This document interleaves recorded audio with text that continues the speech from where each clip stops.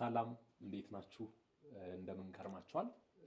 ይህ መጽሐፉ ይናገር የተሰኘ የቃሉ አገልግሎት መድረክ ነው። በዚህ ሚዲያ የሚቀርብ በባለፈው ዝግጅታችን የእግዚአብሔርን ወንጌል ጭብጥ እየተነጋገርን የእግዚአብሔር ወንጌል እስራኤል ከግብፅ ወጥቶ ሲጓዝ ወደ ተስፋይቱ ምድር እግዚአብሔር እንዴት ታገሰ እስራኤልን ቸርነቱን የእግዚአብሔርን መልካምነት የእግዚአብሔርን ፍጽምና የእግዚአብሔርን ታማኝነት በህዝቡ አለመታመን ህዝቡ ሳይታመን ቀርቶ እግዚአብሔር ግን ታማኝ የሆነበትን መንገድ አየንና ከዚያ ይሄው ህዝብ እግዚአብሔር ለአብርሃምና ለአባቶቻቸው ደማለላቸው ምድር በኢያሱ በኩል እንደገባ ዮርዳኖስን ተሻግሮ እንደገባ ተመለከተ።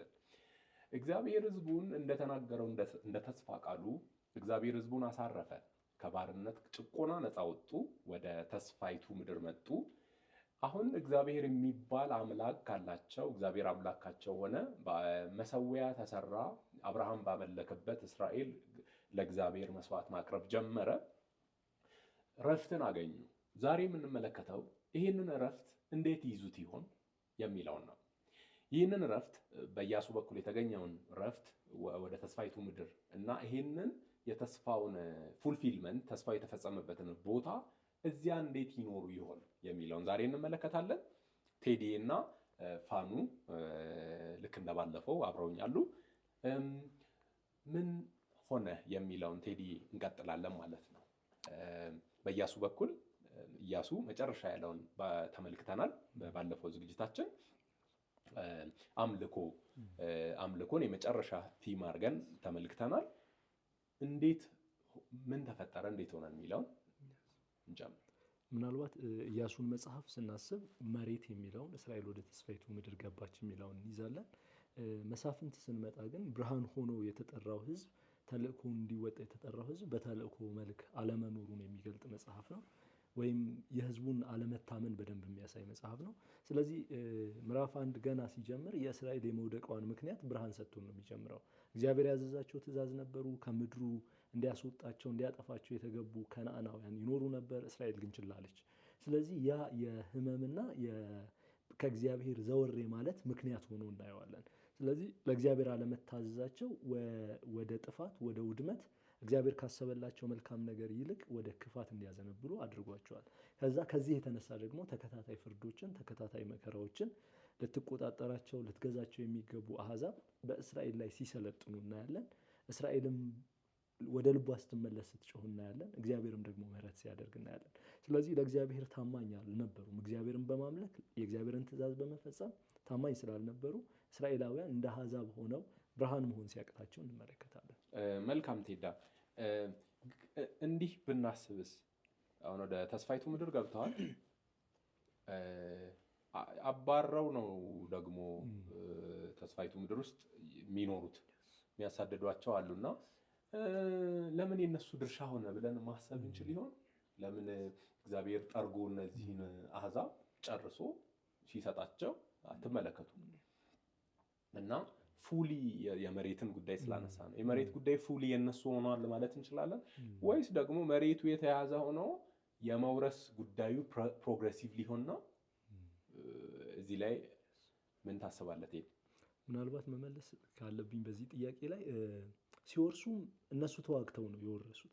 እግዚአብሔር የተስፋይቱን ምድር ሰጥቷቸዋል። ግን የነሱ አለመዋጋት ከግምት የማይገባ ነገር አይደለም። ማለት ይዋጋሉ፣ ግን አልቲሜትሊ መሬቱን የሚሰጣቸው እግዚአብሔር ነው። ስለዚህ የእግዚአብሔር ስጦታ ነው፣ የእግዚአብሔር ጊፍት ነው። ግን ህዝቡ እጁን አጣጥፎ እንዲቀመጥ የእግዚአብሔርም ሀሳብ አይደለም። ተሳታፊ ናቸው በዛ የድነት መንገድ ውስጥ። ወደ ተስፋይቱ ምድር ሲገቡ ነገስታትን ድል ሲያደርጉ እግዚአብሔር ስትራቴጂ የነደፈ እግዚአብሔር በሰጣቸው መመሪያ እየታዘዙ ኢንጌጅ አድርገዋል።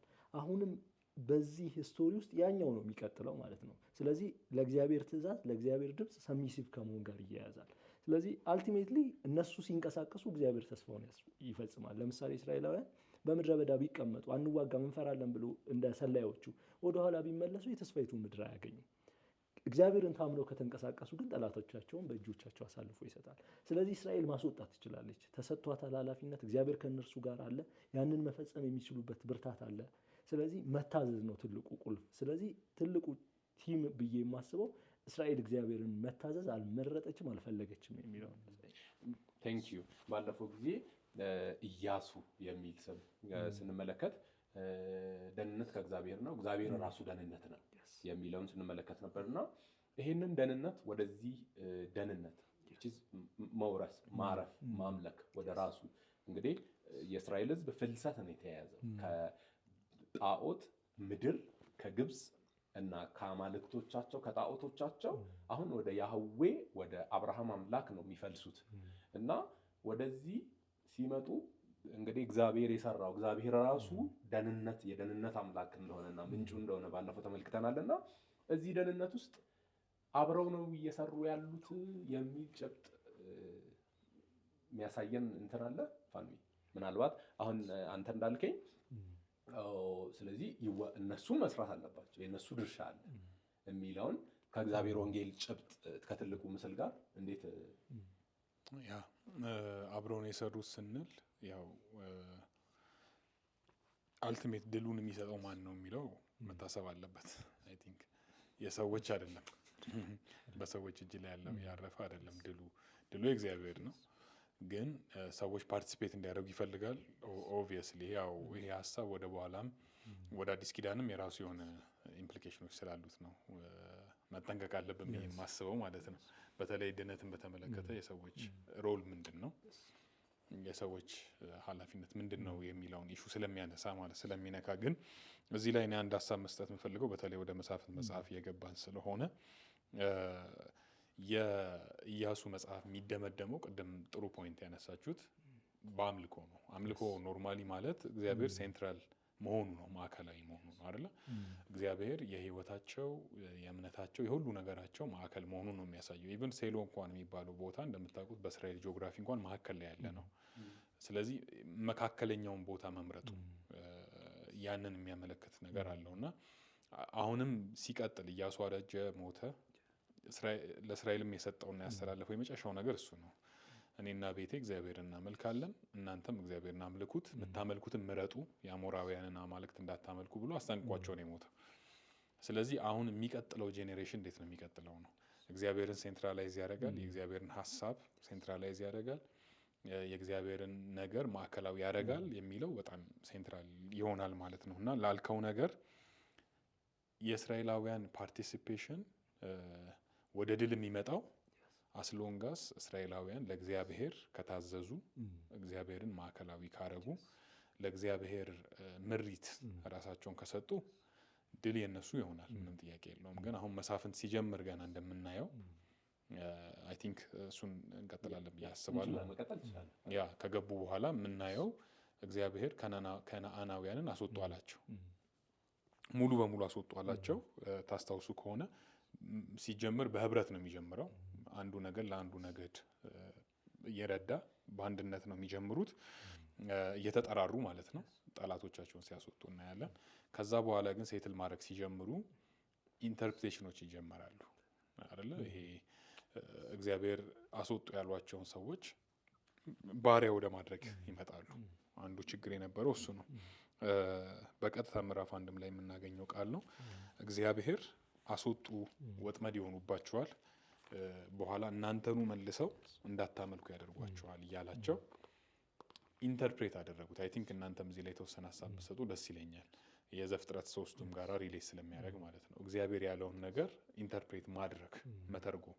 አስወጡ ይላል እግዚአብሔር፣ እነሱ ደግሞ አይ ባሪያ ብናረጋቸው ሞር እንጠቀምባቸዋለን። ለምን ስሌቱን ስታዩት ልክ ይመስላል በሰውኛ። ምክንያቱም ከሚያስወጧቸው ባሪያ ቢያደርጓቸው ይጠቀማሉ፣ እነሱ ያርፋሉ፣ እነሱ ያርሱላቸዋል ምናምን ማለት ነው። ግን አርቀው ግን ኮንሲኩዌንሱን አላሰሉም፣ ወጥመድ ሊሆኑባቸው እንደሚችሉ ማለት ነው። እና ከዛ በኋላ አፕን ያደረገው ነገር እሱ ነው። እስቲ እናንተ የምትሉት ነገር ካለ ሄዳ። ምናልባት አሁን ፋኒ የጨመረው ላይ ለማንሳት ያክል አዳምና ሔዋን ላይ እግዚአብሔር ይሄን ፍሬ አትብሉ የሚል ትእዛዝ ሰጠ። ኢሹ የፍሬው ጉዳይ አይደለም፣ ግን መልካምና እውነትን ዲፋይን የሚያደርገው ማን ነው፣ የእውነት መለኪያ ምንጩ ሶርሱ ማን ነው የሚለው። ስለዚህ እውነት ወይም ውሸት የሚዳኘው በእግዚአብሔር ትእዛዝ ነው፣ በእግዚአብሔር ቃል ነው የሚለውን ያሳየናል። ዘሴም የኢያሱም ስቶሪ አሁን ፋኒ እንዳነሳለን የመሳፍንት መጽሐፍ የመጽሐፈ መሳፍንት ታሪክ የሚያውጠነጥነው እስራኤላውያን በእግዚአብሔር ምሪትና በእግዚአብሔር ዴፊኒሽን ያረፉ አይመስልም። ስለዚህ እውነትን በራሳቸው መንገድ ሊተረጉሙ፣ ክፉና ልኩን በራሳቸው መንገድ ሊያዩ፣ ስለዚህ አሁንም የወደቁበት ወጥመድ የመጀመሪያ አያቶቻችን የወደቁበት ወጥመድ ውስጥ ነው ራሳቸውን የከተቱ። ስለዚህ እስራኤላውያን በዚህ ስተዋል ብዬ አስባለሁ። እግዚአብሔርን በሙሉ ልባቸው መደገፍ መታመን አልፈለጉም። ስለዚህ ቀጥሎ ደግሞ የሚመጣው ጫና ቀለል አድርገው የከፈቱት በር ልክ ውሻ በከፈተው ጅብ ይገባል እንደሚባለው ኮንትሮል አድርጓቸዋል። የአሕዛብን መልክና የአምልኮ ስርዓት እንዲከተሉ አድርጓቸዋል፣ ባሪያ አድርጓቸዋል። እግዚአብሔርም ዘዳግምም ላይ በኢያሱ መጽሐፍ ሲያስጠነቅቃቸው የነበረ ይሄ ነው። ከአሕዛብ ጋር እንዳትቀላቀሉ ወደ አማልክቶቻቸው ይስቧቸዋል፣ እይታዎቻችሁን ይቀይራሉ የሚል ነበር እና ያ ሲሆን እናያለን። አዎ ጥሩ። በጣም ባለፈው ስንመለከት እግዚአብሔር ያሰበው ይሄ የደህንነት መንገድ ሪሼፕ ሊደረግ እንደማይችል ተነጋግረን ነበር። ልክ አሁን ሰው ኮሜንት እያደረገ እንደዚህ ቢሆንስ አሁን አዋጭ አይሆንም እዚህ ፕሮጀክት ላይ ቺም ብንጨምር ወዲያ ብናረግ ብለው ሊሉ አይችሉም በፍጹም። ተመልክተናል። በሙሴ መቅረት ባለፈው በደንብ ተመልክተናል። ከዛ ትንሽ ቀየር ሲያረጉ እንደዚህ ብንሰራ ውጤታማ እንሆናለን ብለው ኮሜንት ሲያረጉ በእግዚአብሔር ፕላን ላይ የሌለ ብሉፕሪንቱ ያልያዘውን ነገር ሲሰሩ እንመለከታለን። እና ወጥመድ ነው የሚሆነው። እግዚአብሔር ተናግሯል። እግዚአብሔር ይህንን ተናግሯል። አስወጧቸው፣ አሕዛብን ከናናውያንን ጨርሳቸው አስወጧቸው ብሏቸዋል። ስለዚህ እሱን አሁንም የምናስበው የምንለው እግዚአብሔር ባለበት በዚያው መንገድ ነው የሚከወነው የሚለውን ባለፈው ያወራነውን ፍጻሜውን የሚናገር እግዚአብሔር ነው። የዚሁን መንገድ ሚንሱንም ነገሩ የሚከወንበትንም መንገድ የሚወስነው ራሱ እግዚአብሔር ነው። ከዚያ ውጪ መንገዱ ነገሩ የሚሰራበት ወደ ፍጻሜ የሚገፋበት ሌላኛው አማራጭ የለም የሚለውን መመልከት እንችላለን። ምናልባት ከዚሁ ሳንነሳ የአንዳንድ የመጽሐፍ ቅዱስ አጥኚዎች ይሄንን ሀሳብ ለምን ቆዩ እዚያ ለምን ከረሙ የሚለውን ከእግዚአብሔር ወንጌልና እኛ ጋር አሁን ካለው አዲስ ኪዳን ላይ ከምናስበው ሀሳብ ጋር እንዴት እናገናኝ ለሚለው ነው። እግዚአብሔር ድነትን ሰጥቶን በክርስቶስ ያገኘነው የቅምሻ ይሄኛው እጃችን ላይ ያለው የርስታችን መያዣ እጃችን ላይ ያለ ግን ባህሪያትን አላስወገደልንም የሚሉ አንዳንድ የመጽሐፍ ቅዱስ አጥኚዎች አሉ። እነዚህን የሚነቀሉ የሚቆዩ የሚከርሙ ግን በጣም ያማኙን ጽናት፣ ታማኝነት፣ ከእግዚአብሔር ጋር መቆም ውጊያ የሚጠይቁ አሉ። ጨርሶ አለቀ አይደለም። እንትኑ ራሱ ይሄ የድነት ፕሮጀክቱ ራሱ ቀስ በቀስ የሚሄድ በዚህ አሳርፏቸው በመቀጠል እግዚአብሔር እየመራ የሚያርፉበት ኤክስቴንቱ እየሰፋ መሄድ ነው የሚለውን ሊያገናኙ አስበው ከኛም ድነት ጋር ያገናኛሉ እና እነሱን ሀሳብ እውነት ነው።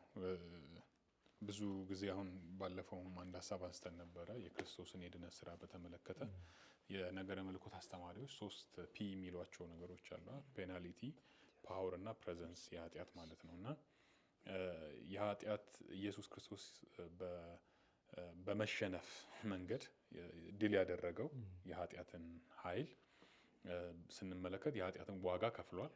ፔናሊቲውን ማለት ነው። የሰው ልጆች ሁሉ የተገባቸውን የኃጢአት ክፍያ ዕዳ የእግዚአብሔር ልጅ ኢየሱስ ክርስቶስ ከፍሏል በመስቀል ላይ። አንደኛው እሱ ነው። ስለዚህ ፔናልቲያችን ሙሉ በሙሉ የተከፈለ ነው። የሚቀር ዋጋ የለም ማለት ነው። የሚቀር ዕዳ የለም ማለት ነው። ከዛ ቀጥሎ ደግሞ ፓወር የሚለውን ኃይል፣ የኃጢአት ኃይል ቅዱሳን ላይ ወይም ያመኑት ላይ መሰልጠን አይችልም። ኃጢአት ራሳቸው ሊገዙለት ይችላሉ ፈቅደው ሮሜ ምዕራፍ 6 እንደሚለው ማለት ነው። ተርጉሞም እንደቀደሙ ኤግዛክትሊ ብልቶቻችሁን የጽድቅ ባሪያ አድርጉ እንደሚለው ማለት ነው። ባሪያ ሊሆኑ ይችላሉ። የኃጢአት ባሪያ አታድርጉ ይላል። ስለዚህ ከዛ ውጭ ግን ኃጢአት አሁን ፓወርፉል አይደለም ማለት ነው። እንደተሸነፈ አንድ ጌታ ወይም አቅም እንደሌለው አካል ነው የሚሆነው ኃጢአትና ፓወሩ ተነጥቋል ማለት ነው። ኃይሉ ተነጥቋል። ሶስተኛ ግን ፕሬዘንስ ነው፣ መገኘቱ ማለት ነው። አሁን ያልከው ማለት ነው። እና መገኘቱን በተመለከተ ግን አሁን ሙሉ በሙሉ መገኘቱ ሪሙቭ አልተደረገም በክርስቶስ። እኛም ላይ ቢሆን ምድራችንም ላይ ቢሆን ኃጢአት አለ። ስለዚህ ምንድነው ሀፕን በሚመጣው ዓለም ውስጥ ኦልሬዲ በዝኖት የት የምንለው ማለት ነው የሚመጣው ዓለም ውስጥ ኃጢአት ፕሬዘንሱ ሙሉ በሙሉ ይወገዳል። እስከዛ ድረስ ግን ኃጢአት ከኛ ጋራ ነዋሪ ነው። ኃይል ላይኖረው ይችላል፣ እኛም ላንገዛለት እንችላለን። ግን ዙሪያችንን የከበበ ነገር ነው። እኛም ደግሞ ሙሉ በሙሉ የልጅነታችንን ቤዛ እስክናገኝ ድረስ የሚቀጥል ነገር ነው። የእስራኤላውያንም ታሪክ ተመሳሳይ ነገር አለው ብዬ አስባለሁ። ወደ ምድራቸው ከገቡ በኋላ ይሄንን የኃጢአት ፕሬዘንስ በዙሪያቸው እናያለን። ግን እግዚአብሔር አንዱ ያላቸው ነገር ምንድነው? እንዲያስወግዱት ነው ማለት ልክ ጳውሎስ የሚለው አለ ቆላስይስ ምዕራፍ 2:3 ላይ አይደለ? ግደሉ ይላል። መግደል ይሄ ዝሙትን፣ ምኞትን፣ ክፉ ምኞትን ስጋችሁ ላይ የሚሰለጥኑትን ኃጢአቶች ግደሉ ይላልና የማስወገድ ስራ ግን ተሰጥቶናል እና አቅምም ተሰጥቶናል። እስራኤላውያን ሚስ ያደረጉት ነገር በዛ ኮንቴክስት ውስጥ ቅድም ያላችሁት ኢንተርፕሬት ለማድረግ ሞከሩ። ቢሆንስ የምንጠቀምበት ቢሆንስ ምን ችግር አለው? አንዳንድ ነገሮችን ዶሜስቲኬት ማድረግ እንችላለን እንላለን። ኃጢአትን ራሱ ማላመድ የምንችልባቸውን መንገዶች ለጌታ ቤት በዚህ መልኩ እንትን ያ ዶሜስቲኬት እናደርጋለን። ኤግዛክትሊ። ስለዚህ አሁንም ድረስ እሱ ስትራግል ያለ ይመስለኛል ክርስቲያኖች ላይ፣ ሁላችንም ላይ ማለት ነው። ጥቅስ የምንፈልግላቸው ኃጢአቶች አሉ፣ ዶሜስቲኬት የምናደርጋቸው ማለት ነው። ሊሆን ይችላል ብለን የምናስባቸው እግዚአብሔር የማይፈልጋቸው በህይወታችን ብዙ ነገሮች አሉና እነዛ ነገሮች ላይ ሰይፋችንን የእግዚአብሔርን ቃል ሰይፍ መምዘዝ ያለብን ይመስለኛል። እኔ እስራኤላውያን እንደታዘዙት ማለት ነው። መልካም። ስለዚህ በዚህ መልኩ ከኛም ጭምር ከኛም መተባበር ጭምር ቢሰራ፣ ስለዚህ ብናገናኝ ከእግዚአብሔር ያኛውን ተመልካቾቻችን እየተረጎምን አይደለም። እዚያ ጋር ያለውን ክፍል በዚህ መልኩ ይተረጎማል እያለን አይደለም። ግን ከዚህኛው በኩል ከአዲስ ኪዳን ዘገባዎች ተነስተን ወደዚያ ብንመለከት ሴንስ ይሰጥ ይሆን ማለት የምናነበው እጃችን ላይ ያለው አሁን ኢያሱ ላይ ያነበብነው ጳውሎስ ከሚለው ከወንጌሉ አንድምታ ጋር ይጣጣም ይሆን የሚለውን ስናስብ አዎን እውነት ነው የሚለውን ነው። ፋኖ ቅድም ስታነሳ ከኃጢአት ቅጣት፣ ከኃጢአት ኃይል እና ከኃጢአት መገኘት ከራሱ የምንድንበት አጥኞች የሚሉት መንገድ አለ። የኃጢአት ኃይል ግን ቀን በቀን ይገዳደራቸዋል። ኃይሉ አለ አሁንም እና ግን ያይላሉ አማኞቹ በጦር ጀነራላቸው፣ በአዝማቻቸው፣ በመንፈስ ቅዱስ አሁን ኦፕሬት በሚያደርገው ቀን በቀን ለአማኙ የድልን ህይወት እንዲመላለስ ድልን በሚሰጠው በክርስቶስ በኩል እዚህ በሚሰራው እና የኃጢአት ኃይል ከአማኙ ጭራሽ ተወግዶ አንተም እንዳልከው ኃይሉም አለ፣ ዋጋው ጨርሶ ተከፍሏል። ኃይሉም አለ። ኃይሉ ላይ ግን በየቦታው ይሰለጥናሉ፣ ያይላሉ፣ በእግዚአብሔር ጸጋ ይበረታሉ፣ ይገላሉ እና እሱ ላይ ይመስላል ወደዚያ ሄደን ስንመለከት ገብተው እናንተ ናችሁ አሁን ትቀጥላላችሁ። በዚህ በኩል እግዚአብሔርን ይታዘዛሉ። እግዚአብሔር አይበጅም ያለ ነገር አይበጅም። በቃ እግዚአብሔር ወጥመድ ነው ያለ ነገር ወጥመድ ነው። ዳትስ ኦል መታመን አለበት። ይሄ ወጥመድ ይሆኑባቸዋል ካለ የምን ባሪያ አገልጋይ እንደውም የሚጠቅሙ ይሆናሉ እያሉ ነው ያሉትና ቴንክ ዩ ገና እዚህ ጋር ይጀምራል። ገና ተፋልሶ ሙሴ ያስጠነቀቃቸው ሐሳብ አለ። ፋኑዬ ጥሩ አድርገህ ባለፈው ገልጸህልን ነበር። ተጠንቀቁ እያለ ሙሴ የሚነግራቸው ከእግዚአብሔር ባህሪ አንጻር፣ ከምድሪቱ አኳኋን አንጻር፣ ከሰዎቹም አንጻር ሙሴ ለጥንቃቄ ያስረዳቸው ነገር አለ። ያስተዋሉ አይመስልም እና ይቀጥላል። እንግዲህ ከዚህ ተነስቶ ዝንባሌያቸው ዘወር እያለ ትልቁ ችግር አይደል፣ ትልቁ ወደ አሕዛብ ልባቸው የሚወሰድበትን መንገድ ነው ያነሳ ነው እና ኦኬ። ስለዚህ በዚህ መልኩ ካየን እንቀጥል። ፌዳ ሌላ ምን ያደርጋሉ? አሁንም ከእግዚአብሔር ወንጌል ጋር መመልከት እንችላለን።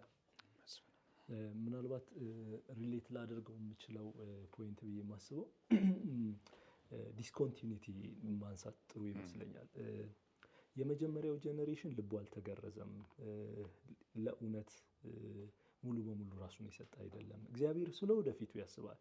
እግዚአብሔር ሙሴም ሲናገር ዘዳግም ምዕራፍ 30 ላይ እግዚአብሔር የልባችሁን ሸለፈት ይገርዛል። ያን ጊዜ እስካሁን የእግዚአብሔርን ተአምራት ድንቆች አይታችኋል፣ ግን እግዚአብሔር የሚሰማ ጆሮ፣ የሚያይ ዓይን የሚያስተውል ልብ አልሰጣችሁም ይላልና ይሄኛው ጀነሬሽን ግን እግዚአብሔር ሕጉን በልቡ የሚጽፍበት ነው። የእግዚአብሔርን ባህሪ የሚያውቅበት ነው። እግዚአብሔር መንፈሱን በውስጡ የሚያኖርለት ነው።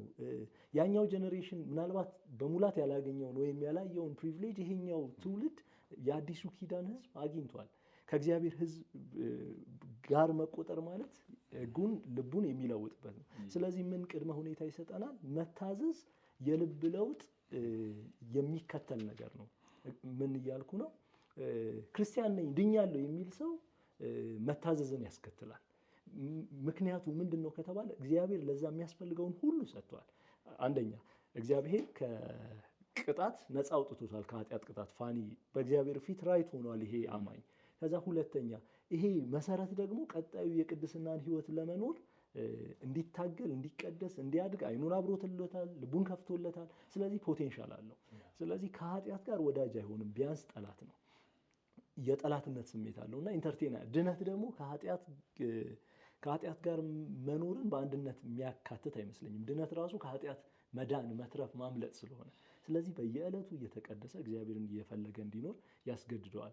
ስለዚህ የአዲሱ ኪዳን ተስፋዎች እውን ሆነዋል፣ በኢየሱስ ወደኛ መጥተዋል። ለዚህ ነው የላቀው ኪዳን የዕብራውያን ጸሐፊ የሚለው ቀድሞ የመስዋዕቶች የሎች ምናምን አይደል። ይሄኛው ኪዳን ግን ያ ሲጠቁም የነበረውን እውነታ አግኝተነዋል፣ እዛ ህዝብ ላይ መተናል ይለናልና አሁን እዚህ ጋር በጣም የአዲሱ ኪዳን ህዝብ በላቀ መልኩ ይሄንን ነገር እንዳገኘ ያሳየናል። ያጥላ ሆኖ የሚያሳየው አይ ቲንክ። ስለዚህ ከኃጢአት ጋር ያለን ትግል ኑሮ ያንን እውነታ ሪፍሌክት ማድረግ አለብን። ይሄን ስንል ግን በተሳሳተ መንገድ እንዳይረዱት ፐርፌክት እንሆናለን ማለት አይደለም። በቃ ኃጢአትን አንነካ ምናምን ሳይሆን እንወድቃለን፣ እንስታለን፣ ግን ከኃጢአት ጋር ጸበኞች ነን። በፍጹም ወዳጅ አይደለንም። ስንወድቅም እናዝናለን፣ ቅር እንሰኛለን፣ የድነታችንን እውነታ ስለሚቃረን።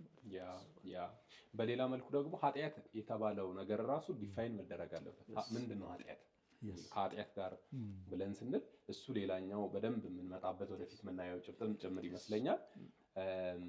አሁን ኃጢአት ይሄኛውን አለማድረጋቸው ያንን አለማድረጋቸው ሳይሆን እንግዲህ እንደምታውቁት አሁን እግዚአብሔር ነው ይሄ ነገር ትክክል ነው አይደለም የሚለው ከእግዚአብሔር ባህሪ አንጻር ነው። ኢን ላይት ኦፍ ሂስ ቬሪ ኔቸር አይደል? አንተም ባለፈው እንዳልከው በባለፈው ዝግጅታችን እግዚአብሔር ነው ኃጢአተኝነትን እሱን ስያሜ የሚያገኘው እግዚአብሔር ትክክል ነው ካለ የህይወት አቅጣጫ አንጻር ነው።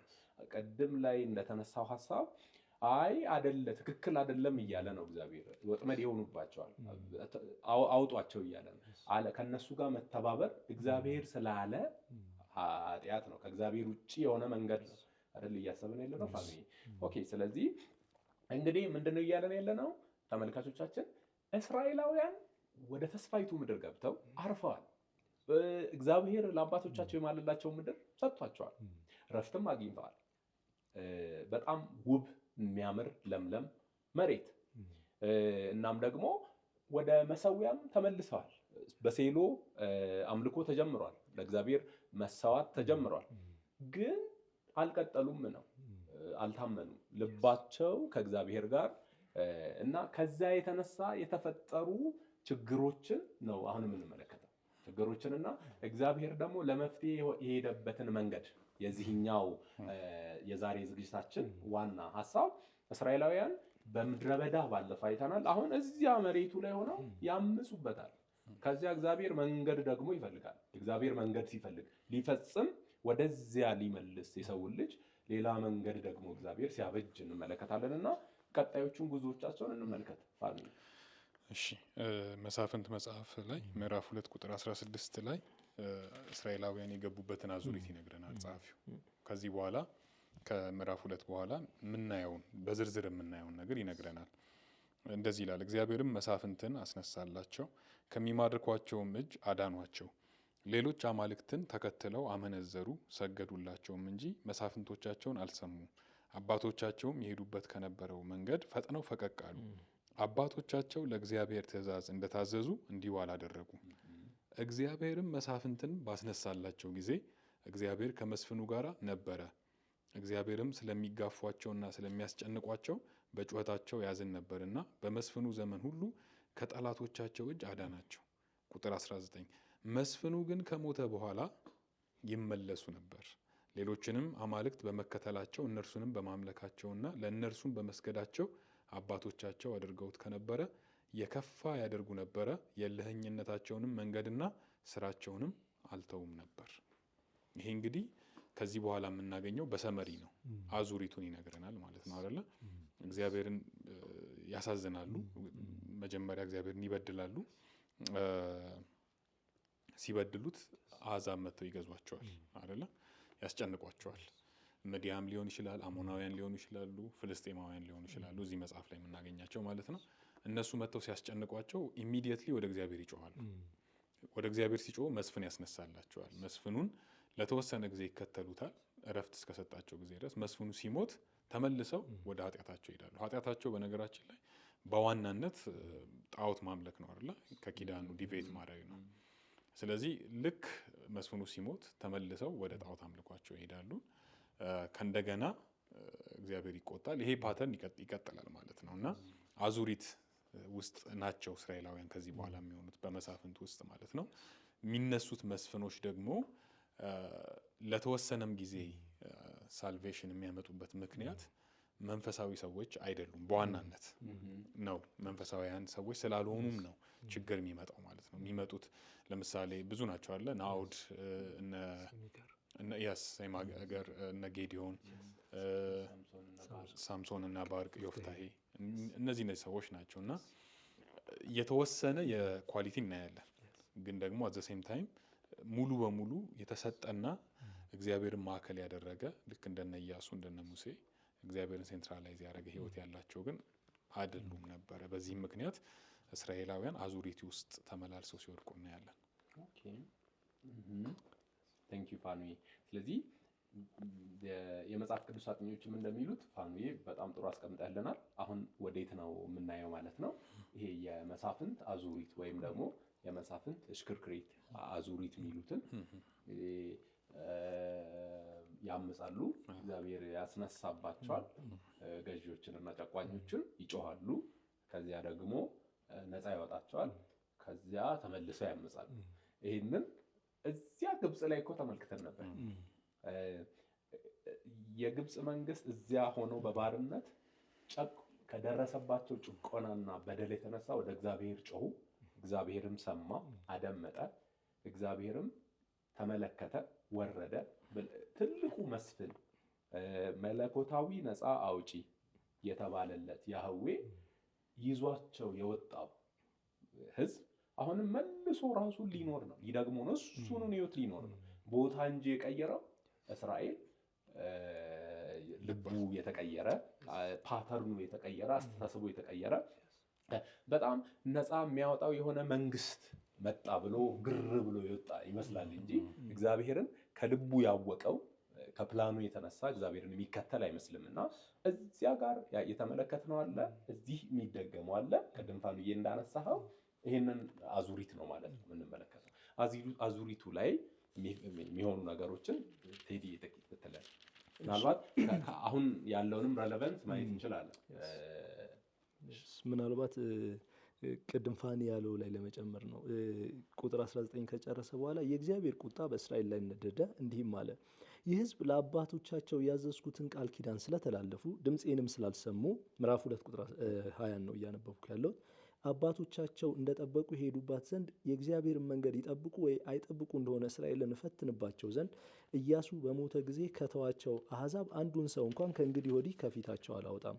እግዚአብሔርም እነዚህን አሕዛብ አስቀረ፣ ፈጥኖም አላወጣቸውም፣ በኢያሱም እጅ አሳልፎ አልሰጣቸውም።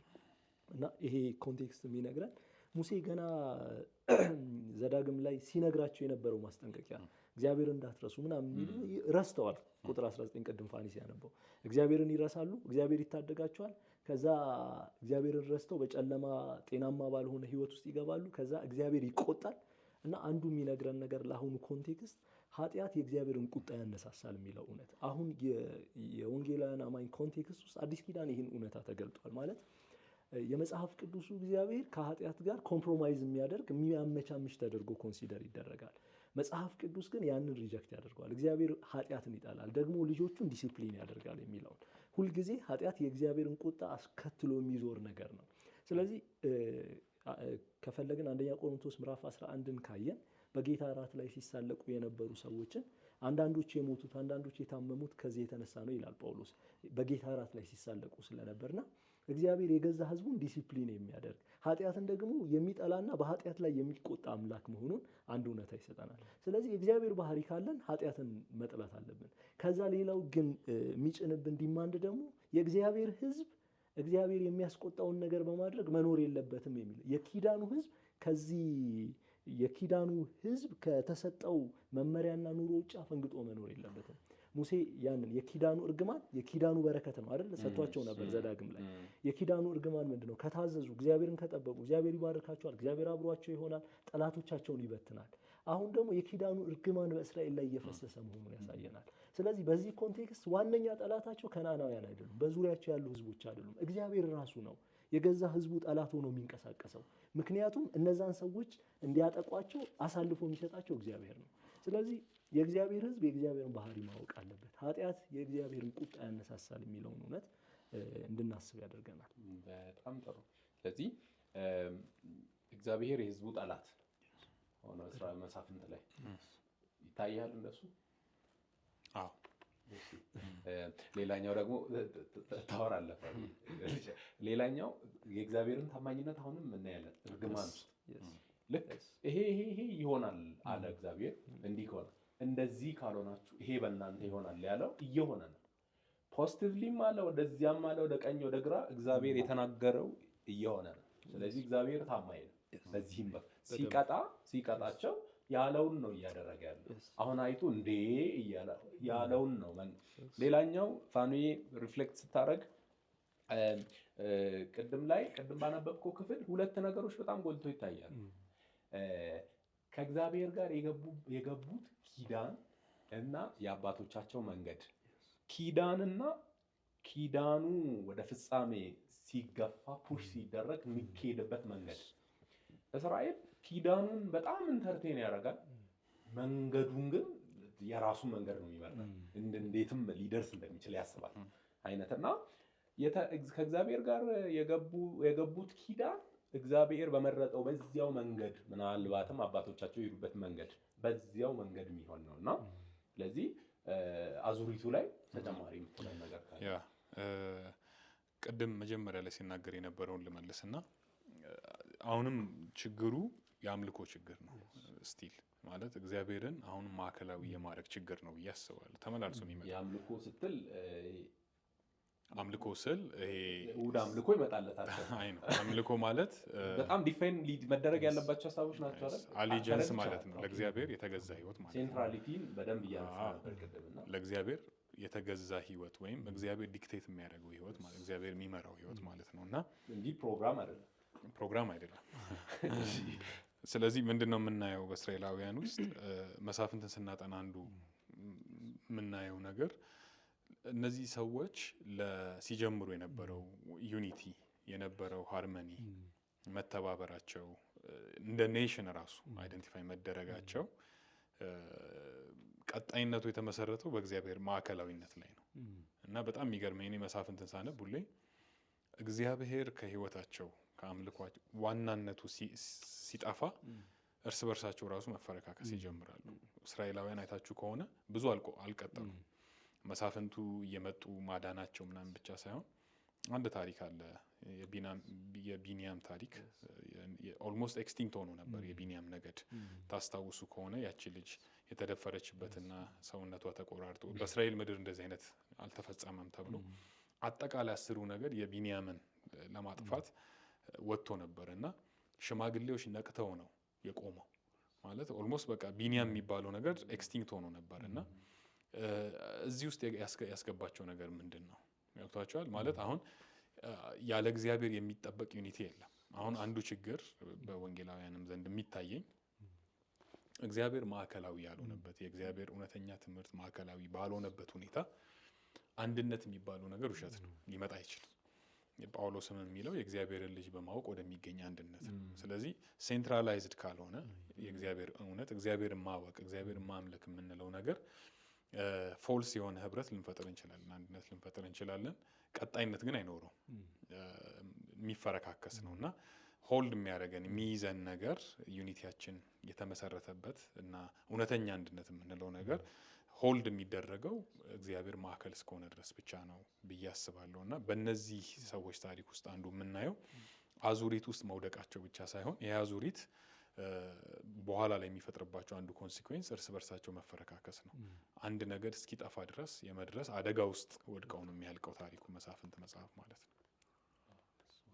ይገርማል። ስለዚህ መሳፍንት ላይ እስራኤላውያን እግዚአብሔር ከሰጣቸው ኪዳን እና ከመንገዱ ውጪ ነው የሚሄዱት። ለጣዖታት ተገዝተዋል በዚያ ምድር ላሉ እግዚአብሔርን በጣም የሚያሳዝን እና ሌላ ተጨማሪ ማየት የምንችለው ነገር አለ። ከዚህኛው ጉዟቸው መሄድ እንችላለን። አልፈን አሁን እናስፋ እንትናችንን ከዚያ አልፈን እዚያው ዘመን ላይ እግዚአብሔር ያያቸው መልካም ነገሮች አሉ፣ የተስፋ መስኮቶች አሉ፣ ትንንሽ መንገዶች ደግሞ አሉና እነዚያንም ማንሳት እንችላለን። ምናልባት ዋና ጉዳይ አንዱ ያሰብኩት ወደ አይምሮ የመጣው በአይናቸው መልካም መስሎ የታየቸው ያደርጉ ነበር፣ ንጉሥ አልነበራቸውም ነበር። ተደጋጋሚ የመሳፍንት መገለጫ ነውና ሲስተማይዝድ የሆነ በአንድ አገዛዝ ስር አይደለም እስራኤላውያን እየኖሩ ያሉ። እግዚአብሔር እኮ ገዣቸው ነው፣ ግን እንደ ንጉሥ እንዳላቸው ህዝብ አክት አያደርጉም። እና ጸሐፊ ኢንቴንሽናሊ ያስታውሰናል፣ ብርሃን ነው የሚሰጠን እና እስራኤል ንጉሥ ያስፈልጋታል የሚመራት የሚለውን ብርሃን አድርጎ ያሳየናል ኢንዳይሬክትሊ። እና እስራኤላውያን ኑሯቸው ህይወታቸው ምናምን የሚመራቸው የራሳቸው ፍላጎት የራሳቸው መሻት ራሳቸው ናቸው። ስታንዳርዱ ቅድም እንዳልነው እውነትን ስህተትን የሚለዩት እና ያ ትልቅ እግዚአብሔርን ማጣት እግዚአብሔርን ማስወገድ ልክ አዳምና ሔዋን ያደረጉት ነፃነት ውስጥ መግባት ይመስለኛል። ከእግዚአብሔር የወጣ ነፃነት እና እሱ አንድ ነው። ግን መሳፍንት እንደዚህ ጨለማ ውስጥ እንደዚህ ባለ አስፈሪ የእስራኤል ህይወት ውስጥ እግዚአብሔር ታማኝ መሆኑን የሚያሳየን ብርሃን እናገኛለን። የመሳፍንት ዘመን የተጨማለቀ ነው፣ የተበላሸ ነው። የሩት መጽሐፍ ያንን ብርሃን ያሳየናል። በዚህ ክፉ ዘመን መካከል እግዚአብሔር ቃሉን በዘፍጥረት 3 የገባውን ተስፋ ላይኑን እንዴት እንደጠበቀ ማሳያ የሩት መጽሐፍ ይመስለኛል። ከዛ በፊት ግን ቅድም ቴዳ ያለው ንጉሥ ስላልነበረ ነው የሚለው አንድ ሀሳብ አለና በጣም ጥሩ ፖይንት አንስተዋል። እግዚአብሔር ነበረ ንጉሳቸው፣ እግዚአብሔርን ግን እንደ ንጉሳቸው አልቆጠሩትም ነበረ እና የንጉሥ መታጣት ብቻ አልነበረም። በኋላ ላይ ወደ ሳሙኤል መተን እንደምናየው እግዚአብሔርን የሚያውቅና የሚፈራ ንጉሥም ጭምር ነው። አሁን ለምሳሌ አቢሜሌክ የሚባል ሰው ሞክሮ ነበር አለ የጌዲዮን ልጅ ማለት ነው። ንግስናን ሞክሮን አቴምፕት አድርጎ ነበረ። ሳምሶን ለምሳሌ ካየ ነው ሳምሶን አንድ በጣም የእስራኤል ሰመሪ ነው ማለት ይቻላል። እስራኤላውያን እንደዛ ነበረ ሲኖሩ የነበረው እንደ ሳምሶን። እግዚአብሔር አታድርግ ያለውን ነገር ኢንተርፕሬት እያደረገ በራሱ መንገድ እንደ ጀግንነት ብለን እኛ የምንቆጥራቸው አንዳንዱንም በመዝሙሮቻችን ውስጥ አካተናቸዋል። በአንበሳ መንጋጋ ምንለው ማለት ነው። እግዚአብሔር የተጸየፈውን ሙት ነገር እንዳይነካ ሬሳ እንዳይነካ ባዘዘው ውስጥ እየገባ ራሱ ኢንተርፕሬት እያደረገ መልካም መስሎ በታየው መንገድ እየሄደ እግዚአብሔር ስለ ሕዝቡ ሲል ድልን እየሰጠው ማለት ነው ያለበት ታሪክ እናያለን። እና አንዱ ችግር የነበረው መንፈሳዊ መሪዎች እግዚአብሔርን የሚያውቁ የሚፈሩ በኋላ ላይ በዳዊት እንደምናየው ማለት ነው አክቹአሊ እግዚአብሔር የሚያውቁ ሰዎች አለመነሳታቸው አንዱ ችግር ነበር። የንጉሥ ብቻ ጥረት አልነበረ። ከንጉሥም ያው ሳውል በኋላ ይመጣል። ግን እግዚአብሔርን አክቹአሊ ያውቃሉ ወይ ነው እና ይፈራሉ ያመልካሉ ወይ የሚለውም አንድ ኢሹ ነበር። ምናልባት ፋኒ ያለው በደንብ በጣም ያስማማኛል። እውነት ነው። እግዚአብሔርን የሚፈራ እግዚአብሔርን የሚያውቅ መሪ ወደዛ የሚመራቸው ያስፈልጋቸው ነበርና ግን እስራኤል እንደዚህ ምስቅልቅል ባለ ሁኔታ ውስጥ ዘፍጥረት ላይ ብርሃን ሰጥቶናል አይደል? እስራኤል ልጠፋ በነበረችበት ሁኔታ ውስጥ እግዚአብሔር የመሲሁን ላይን በዘፍጥረት የተነገረውን ዘፍጥረት 3 ላይ የተነገረውን ተስፋ ያስጠበቀው ዮሴፍን ወደ ግብጽ በመላክ ከረሃብ አደጋ በመጠበቅ ነው። ቃየል አቤልን ሲገል እግዚአብሔር የመሲሁን ላይን ያስጠበቀው የሴትን ትውልድ በመስጠት ነው። አሁንም መሳፍንት ላይ ተስፋ የሚያስቆርጥ ነው ፒክቸሩን ስናይ። ከዛ እግዚአብሔር ግን በመሳፍንት ዘመን ውስጥ ብርሃን ያሳየናል። የቦኤዝ ቤተሰብ የዳዊት ላይን የሚመጣበት ቤተሰብ ነው። ስለዚህ የቦኤዝን ህይወት ስናይ እግዚአብሔርን የሚፈራ ነው፣ እግዚአብሔርን የሚወድ ነው፣ ታማኝ ሰው ነው። ስለዚህ በእንደዚህ አይነት ምስቅልቅል ባለ ዓለም ውስጥ እግዚአብሔር የመሲሁን ላይን የሚመጣበትን መንገድ እያዘጋጀ ነበር። ስለዚህ ምን ፖይንት ማንሳት እንችላለን? ኃጢአት የእግዚአብሔርን መንገድ ማደናቀፍ አይችልም። የእግዚአብሔርን የድነት ፕሮግራም ማንም ሊያስቆም ሊከለክል አይችልም። ኢቨን የገዛ ህዝቡ ቢሆንም ማለት በእግዚአብሔር ላይ ቢያምፅ ቢደናቀፍ በተቃውሞ ቢመጣ ያንን ሊያሰናክልና ሊያደናቀፍ የሚችል የለም። ስለዚህ የእግዚአብሔር ተልእኮ ከግቡ ይደርሳል የሚለው በጣም ያስተምረናል ብዬ አስባለሁ። በዚህ በተጨማለቀ በዚህ ለያዥ ለገናዥ በጣም በሚያስቸግር በመሳፍንት ዘመን ሰው ፈቃዱንና የወደደውን ሊያደርግ በራሱ ላይ ነፃነት ባወጀበት በዚህ ዘመን እንደነ ቦኤዝ አይነት ሰዎች አሉ። በእርግጥም እንዴት ከቦኤዝ ጀመርክ? እደነቃለሁ በዚህ ሰው አውቃለሁ። እንዴት ከቦኤዝ ጀመርክ ሚለውን እንዲሁ ስለመጣ የኑሐሚንን ቤተሰብ ነው ከኑሐሚን ቤተሰብ ነው የምታስበው ወይስ አሁን በጣም የሚገርም የነ ኑሐሚን ከሞአብ ጋር የተገናኘ መንገድ ነው ወይስ የቦኤዝ ከህጉ ጋር ያለውን በዚህ ዘመን ውስጥ እንደነዚህ የሚጠብቁ ሰዎች አሉ ብለህ ነው ሚለውን ዝለቅልልህ ነው ወደዚያ። በእርግጥ ቦኤዝ ያልኩት ሩትን መጽሐፍ ስላሰብኩ ነው እንጂ ቦኤዝ ባይኖር ሩትና ኑሐሚን ቀጣዩን ነገር እግዚአብሔር በሌላ ሰው ሊያስቀጥል ይችላል። ሩትና ኑሐሚንም ባይኖሩ በሌሎች ሊያስቀጥል ይችላል። ግን የነዚህ ሰዎች ጥምረት ነው ብዬ አስባለሁ። ሩትንም የኑሐሚንም ከዛ ደግሞ የቦኤዝም። ስለዚህ እነዚህ ሰዎች የእግዚአብሔር ታማኝነት ማሳያዎች ናቸው። ምንም እንኳን ኑሐሚን ወደ ሞአብ ሄዳ ብዙ መከራ ብትቀበልም ህይወቷን ግን የምታገናኘው ከእግዚአብሔር ጋር ነው ኑሐሚን። ሩትን ደግሞ አሕዛብ ናት፣ ሞአባዊት ናት። በእስራኤላውያን ዘንድ በጣም የተጠሉ ናቸው። እግዚአብሔርን ለማምለክ ያልተፈቀደላቸው አይነት ህዝቦች ናቸው። ግን ሩት እስራኤል ቅድም ከፋኒም ጋር ስናወራ በተነሳው ነገር እስራኤል ልትሆነው የሚገባውን ያህዌን ማምለክ ሩት ነው የገለጠችው፣ እስራኤላውያን አሕዛብ ጣዖቶችን ሲያመልኩ። ስለዚህ በሩት ውስጥ የቦኤዝንም ካራክተር ስናየው ታዛዥ ነው፣ እግዚአብሔርን የሚፈራ ነው፣ የህጉን ትእዛዝ የሚፈጽም ነው። ስለዚህ እነዚህ ሰዎች ለእግዚአብሔር ታማኝ የነበሩ ሰዎች ናቸው። እግዚአብሔር ለእነርሱም ታማኝ ሆኖላቸዋል። በእርግጥና የእግዚአብሔር አሰራር እንዳልተደናቀፈ እነዚህ መሳሪያዎች መኖራቸውን ይሄ መጽሐፍ ያሳየናል። ስለዚህ ምናልባት በሌላ አቅጣጫ ጭምልቅልቅ ባለ ዘመን መካከል እንደ ዘፍጥረት 6 ባለ ኮንቴክስት ኖህን የመሰሉ የእግዚአብሔር ቅሬታዎች ይኖራሉ። ሁልጊዜ እግዚአብሔር ታማኝ ህዝብ አያጣም፣ የሚጠቀምበትን ህዝብ አያጣም የሚለውን ያስታውሰኛል። ኦኬ ፋኑኤ የሩት ቤተሰብ ጋር መጣን ማለት ነው። አዎ እኔም ልናገር የምችለው አሁን ቴዳ ያለውን ነገር ነው። ሶስቱም የራሳቸው ኳሊቲ ያላቸው ሩትም ኑሐሚንም ቦኤዝም ማለት ነውና አቤሜሌክ እንደና ነው። አቤሜሌክ ሞቷል እንግዲህ በሞአብ ምድር ላይ ቤተሰብ እኮ ነው የሄዱት ብዬ ነው። ያ ኤግዛክትሊ ይመለስ ነበር ብዬ ነው። ይመለስ ነበር ፎር ሹር። ብዙ ጊዜ ከቤተል የዳቦ ቤት ነው አይደል? አይ ቲንክ ከዛ ቦታ ምግብ ጠፍቶ ወደ ሞአብ መውረዳቸውን እና እግዚአብሔርን አለመጠበቃቸውን ሰዎች እያገናኙ ይናገራሉ። በግልጽ የተጻፈልን ኤክስፕሊሲት የተነገረን ነገር የለም። ተሳስተዋል አልተሳሰቱም፣ እሱ ለኢንተርፕሬቴሽን ክፍት ነው። ከተስፋይቱ ምድር መውጣታቸውና ወደ ሞአብ መግባታቸው ግን በዋቴቨር ቢሆንም መጽሐፉ ግን የሚያሳየን ሉዓላዊ የሆነው የእግዚአብሔር እጅ ታሪካቸውን እየተቆጣጠረ እንደነበረ ነው። እና ከሩት በጣም የሚገርመኝ በማመኗ ምክንያት ትልቁ የእግዚአብሔር ታሪክ ውስጥ አካል መሆኗ ይገርመኛል።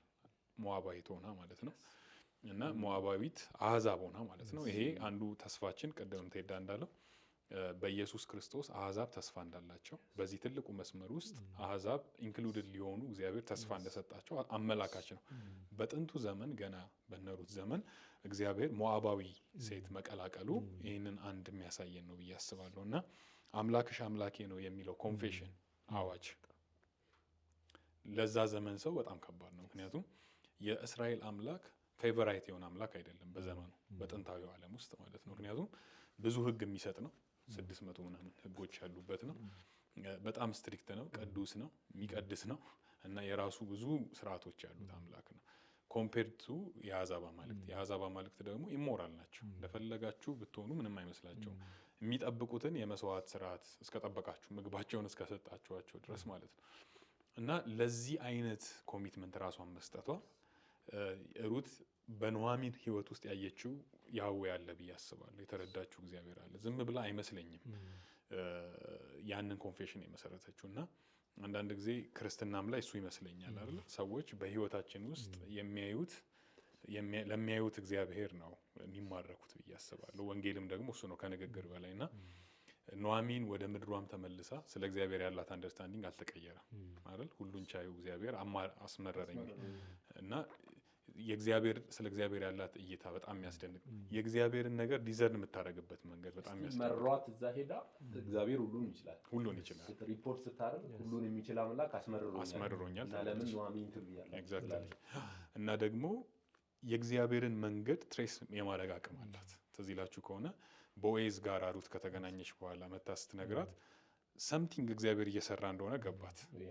ምክንያቱም ቦዔዝ የአቢሜሌክ ዘመድ ነው። ስለዚህ ያንን ትሬስ ስታደርግ ኢሚዲየትሊ ለሩት ነገረቻት። በቃ ሄደሽ ማድረግ ያለብሽን ነገር አድርጊ ትላታለች። እና ዲዘርን የምታደርግ ሴት ነች ኑኃሚን፣ የእግዚአብሔርን አሰራር ማለት ነው። ቦዔዝ ጋር ደግሞ ስንመጣ ቅድም ቴዳ ያለው ነው። በቃ ከሰራተኞቹን ከሚንከባከብበት ጀምሮ ማለት ነው፣ ከሰላምታው ጀምሮ ቃርሚያን ማስቀረት የእስራኤል ሕግ ነው። ዛፍ ላይ እንኳን ፍሬ ስትለቅሙ ሙሉን አትልቀሙ ይላል የእግዚአብሔር ሕግ። ምክንያቱም አላፊ አግዳሚ ፍሬ እንዲበላ ማለት ነው።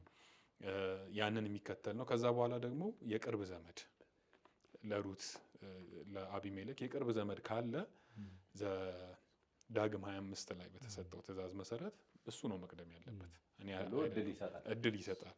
ይሄ ሁሉ የሚያሳየን እነዚህ ሶስት ሰዎች ለእግዚአብሔር ያላቸውን ቀረቤታ እና ለእግዚአብሔር የሚሰጡትን ቫልዩ እናያለን። እና ቅድም እንደተባለውም ዳዊት ከነዚህ ሰዎች የሚቀዳ ነው ዘሩ ማለት ነው። እና እያሰመረ ያለው መስመር አለ፣ ጸሐፊውም መንፈስ ቅዱስም ማለት ነው። ዋው! የእግዚአብሔር ወንጌል የሚለውን ጭብጥ ነው እየተመለከትን ያለ ነው። ስለዚህ እግዚአብሔር አሁን መሳፍንት ላይ እንደተመለከትነው በጣም በአመጻቸው ያስቸግራሉ። እዚያው ጋር የአንድ ቤተሰብ እሹ ይነሳል። የቅዱሳት መጽሐፍት ጸሐፍት በወቅቱ የተከሰተውን ማወቅ ያለብንን ሁሉ አይደለም የሚሰጡን። የካሜራቸው ፎከስ እግዚአብሔር ይሄንን ላይን የድነትን ላይን ለመጠበቅ የሄደበትን መንገድ ነው ያሳዩን። እና እዚያው መካከል ይሄ ግርግሩ መሳፍንቱ ይሄ ሁሉ እያለ የአንድ ቤተሰብ ታሪክ ካሜራው ያመጣልናል ማለት ነው። ቀረብ ብሎ ስንመለከት ቤቱ የእንጀራ ቤት ነው፣ ቤቱ የዳቦ ቤት ነው። ቤተልሔም ግን የለም፣ ሊኬድ ነው ሳሙኤል። ይሄም የራሱ የሆነ በቃ የለም፣ በቃ ስደት ሄደዋል። እንዲህስ ማሰብ አንችልም ወይ? አሁን ከእግዚአብሔር ወንጌል አንጻር እስራኤል እግዚአብሔርን የራሷ ጣዖት አድርገዋለች። በቃ በእስራኤል ድንበርና እንደውም ሌሎች ቦታዎች ላይ እናያለን። ይሄ ጭብጥ መጥቶ እነ ጴጥሮስ ጋር አዲስ ኪዳን ላይ ሊመጣ እስኪችል አንተ እንዴት ታድናለህ አሕዛብን? እንዴት በአሕዛብ ምድር ላይ ጌታችን ኢየሱስ ክርስቶስ ምልክት ያደርጋል? ከአሕዛብ ጋር እንዴት ያወራል ይበላል ብለው ለእስራኤል እግዚአብሔር ብሔራዊ ጣዖታቸው ሆኗል። እና አጥራቸው ውስጥ አድርገው የኛ አምላክ የሚሉት ልክ ናባውን አስቡ፣ ቤልን አስቡ፣ ሌሎች አማልክቶችን አስቡ፣ እንደዛ ሁሉ ብሔራዊ ጣዖት አድርገው አስበዋል። እግዚአብሔር እጁ ረጅም አይደል?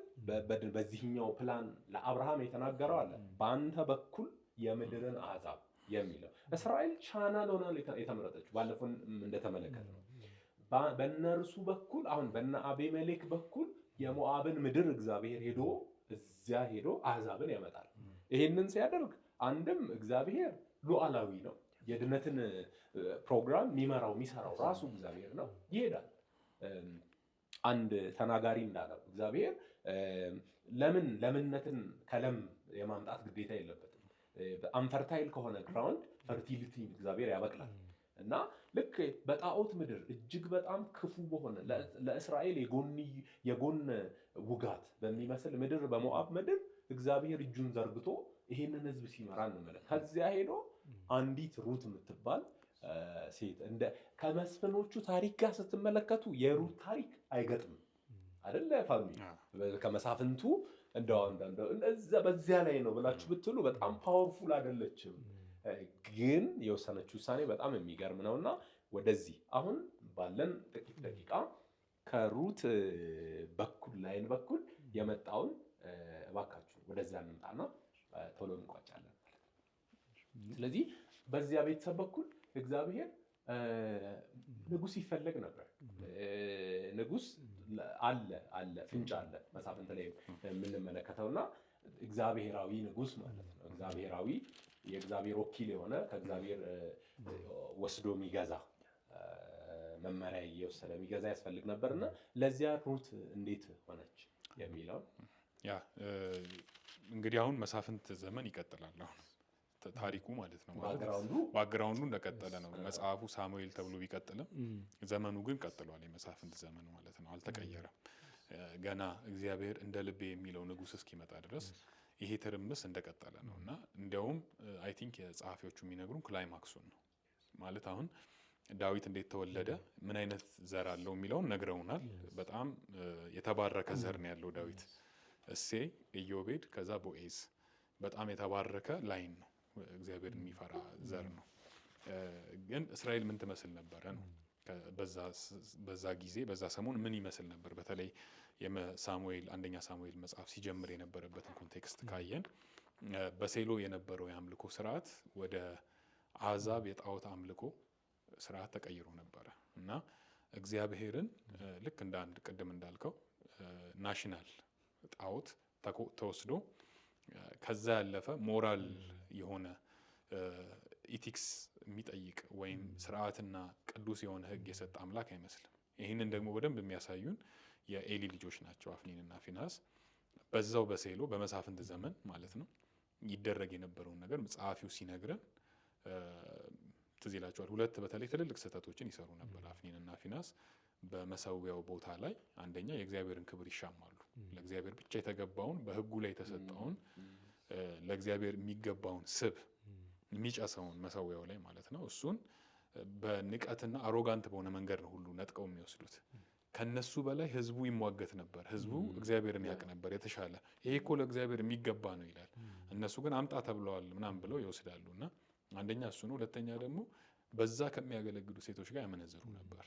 ይሄ ሌላ ሚኒንግ ሳይሆን ያለው የጣዖት አምልኮ ላይ የሚደረገው ስርዓት ነው።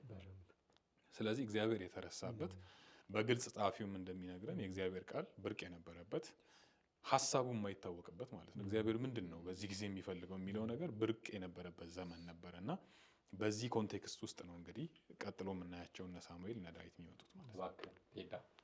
ምናልባት ፋኒ ባነሳው ላይ ለመጨመር እኔ በእርግጥ ወደ አዲስ ኪዳን እሄዳለሁ ኮኔክት ለማድረግ አሁንም እግዚአብሔር የመሲሁን ላይ ለመጠበቅ የተጠቀመው ብርቱዎች ጠንካሮች ምናምን ሳይሆን አህዛብ የተናቀች ሴት እና በመሲሁ ታሪክ ስቶሪ ውስጥ ሩትን እናገኛለን። ከዛ ምናልባት ባለፈው አላነሳንም ረአብን እናገኛለን ኢያሱ መጽሐፍ ላይ። ሁለቱ ሴቶች ናቸው። ሞራሊ ደግሞ ጥሩ ስታተስ ላይ ጥሩ ቦታ ላይ የሚሰጣቸው አይደሉም። በማህበረሰብ የተገፉ የተናቁ ናቸው። ግን መሲሁ የመጣው በእነዚህ ላይን አማካይነት ነው። እግዚአብሔር ከአጠቃላዩ እስራኤል ከበሬታ ከሚሰጣቸው ብቻ ሳይሆን እግዚአብሔር የተጠቀመው አህዛብ የሚባሉ ህዝቡ ዝቅ አድርጎ የሚመለከታቸው ሴክሹዋሊ እንዲያውም ጥሩ ተደርገው ከማይታሰቡ ሰዎች ቤርሳቤህ መስላለች። እግዚአብሔር ያንን መጠቀሙን ያሳይ። ከዛ ምን ኢምፕሊኬሽን አለው? ማቴዎስ እንደዛ ስለሚያደርግ የእግዚአብሔር መንግስት ወንጌል ብርቶች፣ ጠንካሮች፣ ቅዱሳን፣ ኃይለኞች የሚገቡባት ሳይሆን ኃጢአተኞች፣ አመፀኞች፣ ደካሞች፣ ራሳቸውን ማዳን የማይችሉ ማህበረሰቡ የገፋቸው ጭምር ክፍት ነው። የጸጋ ወንጌል ነው። ኃጢአተኞች ራሳቸውን ማዳን የሚችሉበት ፏፏቴ ነው። ይሄ እስራኤልን ያበሳጫል በደንብ የእስራኤልን በደንብ ይሄ ስድብ ነው በደንብ። ስለዚህ እኔ ኢንፈሲስ ማድረግ ያለብን ይሄ መሲሁ ይዞት የመጣው የመንግስት አለች አይደል? ጌታ ኢየሱስ ሲናገር ሉቃስ 15 ላይ ከኃጢአተኞች፣ ከአመንዝሮች፣ ከቀራጮች ጋር ይበላል ተብሎ ነበር የተተቸውና ይሄ መንግስት እነዚህን ሰዎች የሚለውጥ መንግስት ነው። ለነዚህ ሰዎች ቦታ ያለው መንግስት ነው። ስለዚህ ሩት ማሳያ ናት። እና ምን ቻሌንጅ ያደርገናል? አሁን በማህበረሰባችን የምንገፋቸውን ሰዎች፣ ቦታ የማንሰጣቸው ሰዎች እኛ በምንሰብከው የእግዚአብሔር መንግስትና ወንጌል ውስጥ ቦታ አላቸው ወይ? አሁን በምንኖረው የእስራኤሉ እግዚአብሔር የመጽሐፍ ቅዱሱ እግዚአብሔር የኢየሱስ ክርስቶስ የገለጠው እግዚአብሔር ይህንን ወንጌል ነው ይሰጣል። እሱን እግዚአብሔር ከዚህ ከአዳራሾቻችን ከወንጌላውያን አማኞች አዳራሾቻችን ውጪ እግዚአብሔር ዓለም የለውም ወይ? ቱል የለውም ወይ? ሄዶ ሊሰራ የሚችልበት እግዚአብሔርን እዚህና እንደዚህ ነው የምትሰራው ብለን ያልንበት ዘመን ላይ ያለን አይመስላችሁ? እግዚአብሔር የኛ አምላክ ማለት የኛ ማለት ከዚያ የኛ ፋሚሊ። ስለዚህ ልክ እንደነ ሩትን ሳሙኤል ሄዶ እንደነ ቅዱሳት መጽሐፍት ላይ እንደምንመለከተው ከአሕዛብ መስፍኖችን አዳኞችን ከአሕዛብ ሰዎችን እንደሚጠቀም ሁሉ ዓለሙ የእግዚአብሔር ነው። ይህንን ፕሮጀክት ለመጀመር ቤተክርስቲያን አሁን የቤተክርስቲያን ላይ እንመጣለን። ቤተክርስቲያን እንደ እስራኤል ማዕከል ሴንተር ሆና በእሷ በኩል ለመድረስ ነው። አሁን ግን ቤተክርስቲያንን የያዘችው ይመስለኛል። የአገልግሎቱ የጸጋ ስጦታው እንቅስቃሴው እዚህ አዳራሽ ውስጥ የሚገርም ይሆናል። ሳሙኤል ስትሄድ እሱ የእግዚአብሔር ዓለም አይደለም፣ የፕሮፌሽን ነው። እሱ ሌላ ነው። በቃ እዚያ ውስጥ ሀሳብ ለመጠየቅ ሌላ ነው። እና ቴንክ ዩ ቴዲ ስላነሳ ይሄንና እግዚአብሔር ሰፊ ነው። የእግዚአብሔር ዓለሙ የእግዚአብሔር ነው። በአብርሃም በኩል ያሰበውን በእስራኤል በኩል መድረስ ፈልጓል።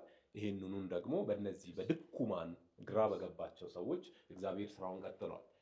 እባክህ እንዳውት የመጣበትን ላይን ይቀጥላል የሀሳብ አሁንም ምክንያቱም በዛው ዘመን ከዚህ በኋላም ደካሞች ይመጣሉ። ከሩት መጽሐፍ በኋላ እንደውም የሳሙኤል መጽሐፍ የሚጀምረውም በዛ የባሱ ሊሆን ይችላል።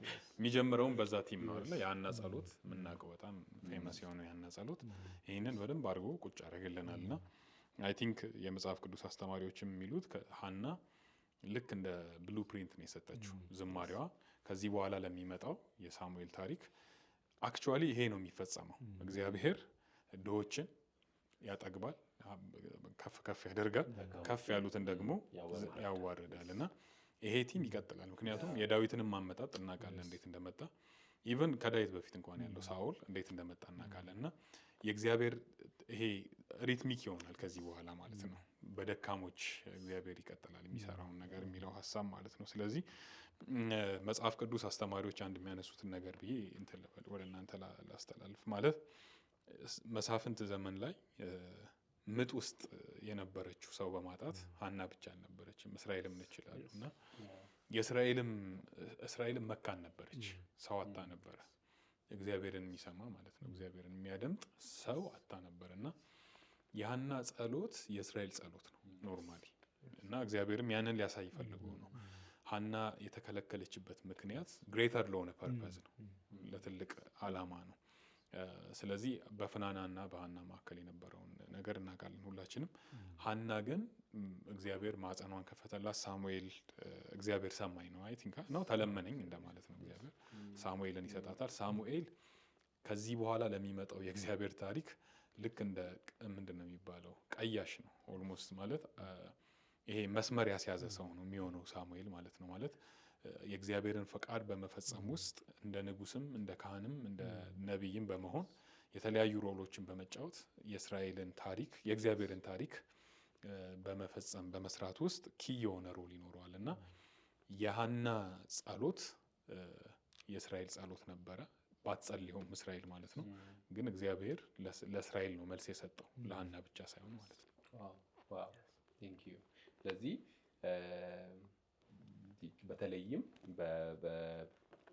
በእነዚህ እናቶች በኩል ለካሁን ከሩት አልፈን ሐና ጋር መጣን።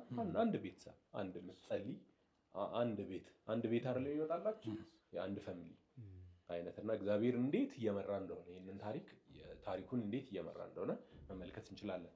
ይዳሽ ምናልባት እዚህ ጋር ማነሳው ያለን ጊዜ ጥቂት ስለሆነ ከሳሙኤል ጋር ከዳዊት ጋር ከላይን ጋር አንዳንድ ደቂቃ ይኖራቸዋል።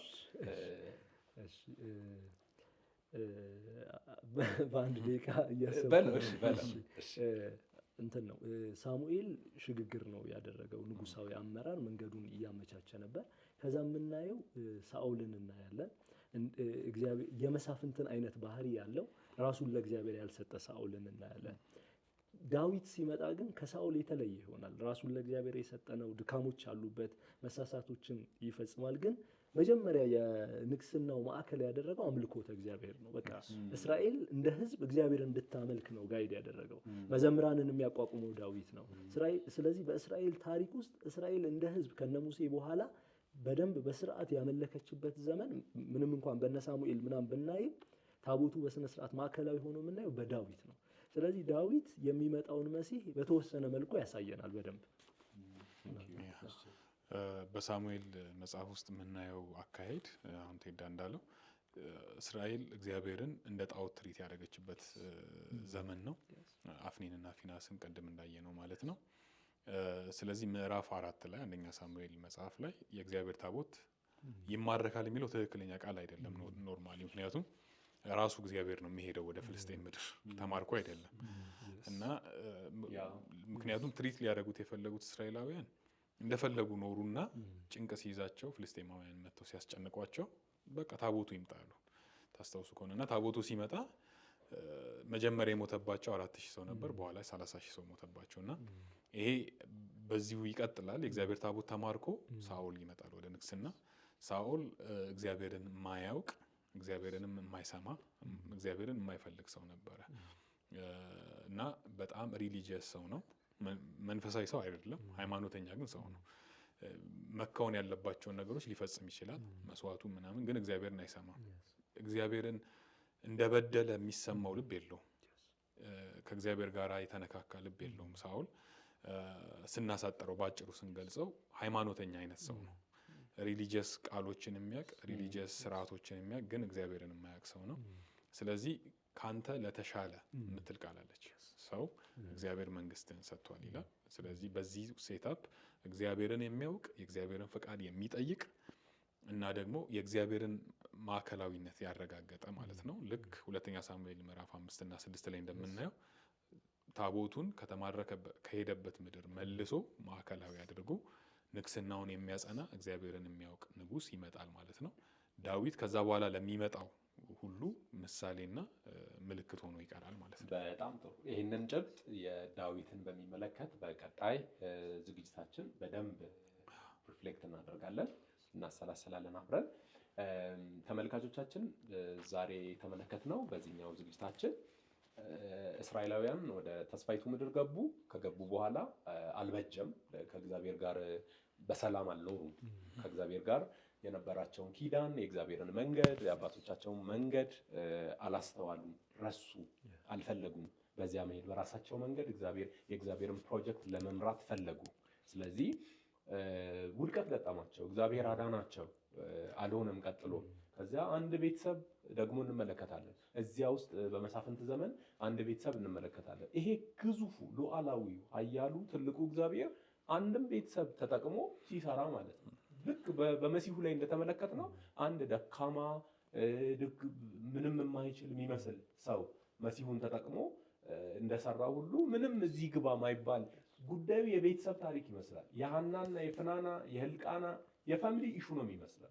የሩትም ጉዳይ የአቤሜሌክ ቤተሰብም ጉዳይ የዳቦ ኢሹ ሆኖ የእንጀራ ጉዳይ ሆኖ የፋሚሊ ነው የሚመስለው። እግዚአብሔር ግን ሳምቲንግ ግሬተር እያቀደ ነው በእነዚህ ሰዎች ውስጥ ማለት ነው። እና እግዚአብሔር እያለ ኢቭን ሰማያት ላይ አስምሮ ሰማያት ላይ ምልክቶችን እያደረገ አይደለም እንመለከተው። ይሄንን ፕሮጀክት ለመፈጸም 3 ላይ ተመልክተናል። በሷ በኩል በሰው በኩል በዚህ በኩል ነው እግዚአብሔር የሚፈጸመውና ይህንን ሲያደርግ እግዚአብሔር ተመልክተናል። ተመልካቾቻችን ሳሙኤል መጥቷል። ቀጥሎ ዳዊት ይመጣል። እግዚአብሔር እንዴት የእግዚአብሔርን ወንጌል እየተመለከትን እንደምንሄድ ደግሞ በቀጣይ ዝግጅቶቻችን እንመለከታለን። እዚህ ጋር እናቆማለን። ዛሬ የነበረንን ጊዜ ሰላም።